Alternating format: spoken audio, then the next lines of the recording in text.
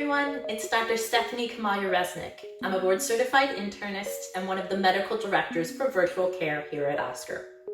In this video, I'm going to be discussing how to take your blood pressure at home. With telemedicine use on the rise, you might have a provider you're seeing through telemedicine ask you to take some of your vital signs. What's a vital sign? Well, it's just that, vital. These are measurements that tell us how your body's doing. Vital signs can include your blood pressure and pulse, which can be measured from a home automated blood pressure cuff. Vital signs can also include your respiratory rate, which is how fast you're breathing, your temperature, which of course you can check with a thermometer, and how much oxygen is in your blood, which is something you can check with something called a pulse oximeter, which is just a little thing you put on your finger, very painless, and I'll address that in another video. Going back to your home blood pressure cuff, when it's time to check your blood pressure, a few things. When you're trying to get what your resting or main blood pressure is typically. This means that you shouldn't eat, drink, especially anything with caffeine, exercise, or smoke for a good 30 minutes before you check your measurement. Another thing is that you should be sitting and resting quietly for at least 5 minutes before checking your blood pressure. You want to be sitting with your feet comfortably on the ground, and you want to have your arm resting comfortably on a table, preferably one more at heart height, about here. I couldn't do that for filming purposes, so we'll just have to pretend the table's a little bit higher. A few other hints for how to get a good, accurate home measurement is that you want to make sure that there is nothing on your arm. So if you're wearing long sleeves, you either pull up the sleeve or take off the shirt. When putting on the blood pressure cuff, there's also a few other hints and tips here. First, this line here that connects to the machine should be down and should be right in the middle of the bend of your arm. Okay? You want the blood pressure cuff to be right above that bend, about 2 centimeters or so. The other thing is when you fold the blood pressure cuff, most cuffs will have this range here that says okay. And when you tighten that band around it, you want to make sure the end of that band ends up somewhere in that okay region. If it doesn't, that means the band is either too small or too big. Either way, it can make your measurements inaccurate. Other things to consider is sometimes the blood pressure machine simply isn't accurate. The old school ones that some doctor offices still have, where they pump up the blood pressure, tends to give us the most accurate readings.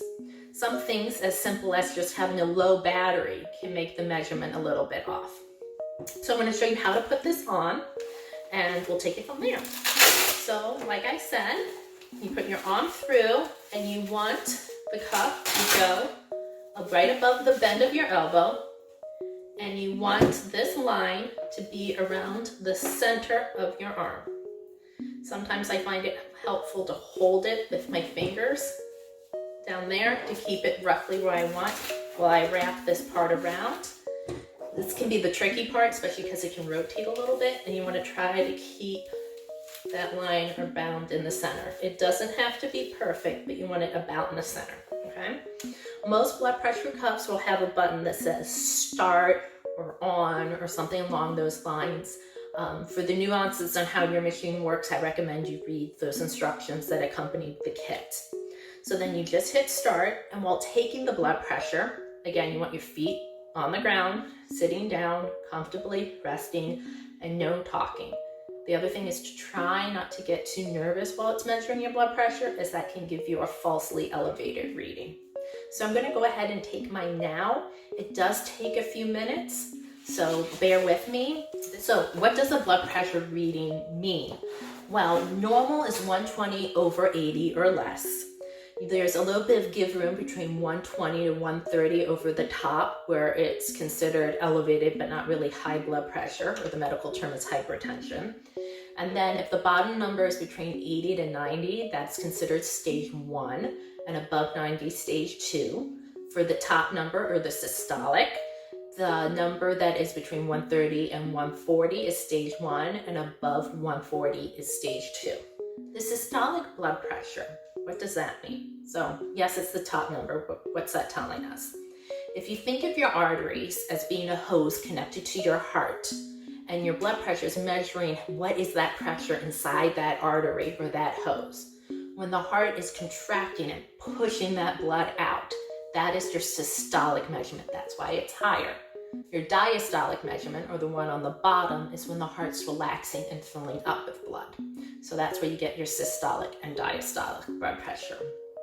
Going back to the numbers, if it's elevated, don't panic, take it again. So how high is too high? 180 over 120 is generally the cutoff for what we call hypertensive urgency, which means you need immediate medical attention. Not necessarily the emergency room, but you definitely need to call your provider to discuss next steps. Now, if you have any symptoms, meaning a really bad headache, chest pain, shortness of breath, if your blood pressure is elevated, even if it's not up to that 180 over 120, but it's elevated, then you need to be seen in person immediately. That is called hypertensive emergency potentially, and you really need to get checked out as soon as possible. So what is your goal blood pressure? Well, even though 120 over 80 is considered the normal cutoff, some people, normal is 130 over 80 and others are 140 over 90 or less. The specific goal should be determined between you and your provider. And things like what medical conditions you have or how sensitive you are to low blood pressure will affect what the goal is for you. What can you do to make your blood pressure lower? Well, having a low salt or sodium diet, especially the DASH diet, can help. Doing aerobic exercises regularly can also help bring down your blood pressure. If you feel like stress is contributing to your high blood pressure, doing stress-reducing techniques ranging from meditation to yoga to whatever worked for you can also help. For those who need medications, there are many medications available, and the specifics can be discussed between you and your provider. I hope you found this information helpful, and I'll see you next time.